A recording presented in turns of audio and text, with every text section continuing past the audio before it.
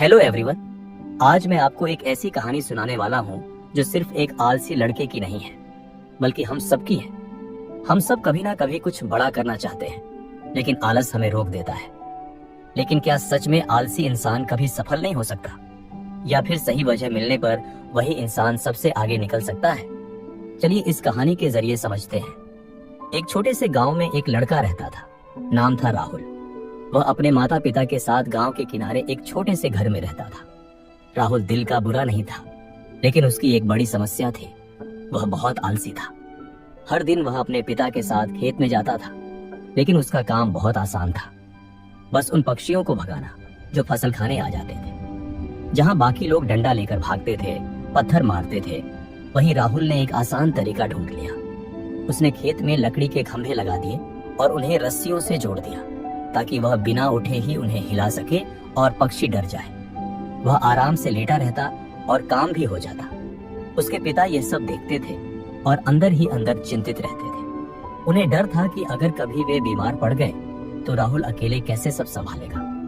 लेकिन क्योंकि राहुल अपना काम किसी तरह पूरा कर देता था, इसलिए वे कुछ कहते नहीं थे। फिर एक दिन वही हुआ जिसका डर था। गर्मी का मौसम था, खेत सूख रहे थे और उसी समय राहुल के पिता बीमार पड़ गए। अब पूरा खेत संभालने की जिम्मेदारी राहुल पर आ गई।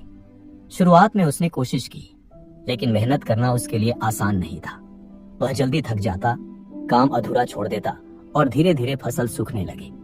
कुछ ही हफ्तों में हालात इतने खराब हो गए कि फसल लगभग खत्म हो गई। उस रात राहुल घर के बाहर बैठा था।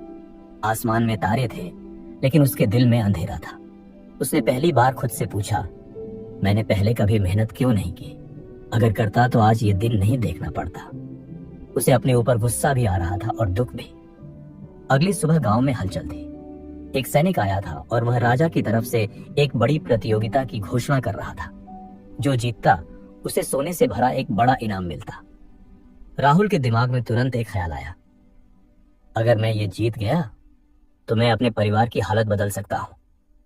बिना ज्यादा सोचे उसने हिस्सा लेने का फैसला कर लिया। गांव वाले हंसने लगे। जो लड़का ठीक से काम नहीं कर सकता, वो इतनी बड़ी प्रतियोगिता क्या जीतेगा? लेकिन इस बार राहुल ने किसी की नहीं सुनी। उसके पास खोने के लिए कुछ बचा ही नहीं था।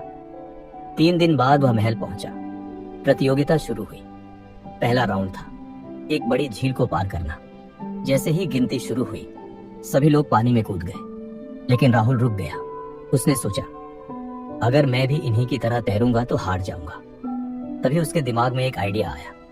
वह पास के जंगल में गया, कुछ लकड़ियां इकट्ठा की और एक छोटी सी नाव बना ली। फिर उसने उसे पानी में उतारा और धीरे धीरे आगे बढ़ने लगा। जब बाकी लोग थकने लगे, राहुल आराम से अपनी नाव चलाता हुआ आगे निकल गया और तीसरे नंबर पर पहुंच गया। अब फाइनल राउंड था। इस बार उन्हें एक भारी लकड़ी का ब्लॉक दिया गया, जिसे 1 किलोमीटर दूर तक ले जाना था। सबने अलग अलग तरीके चुने।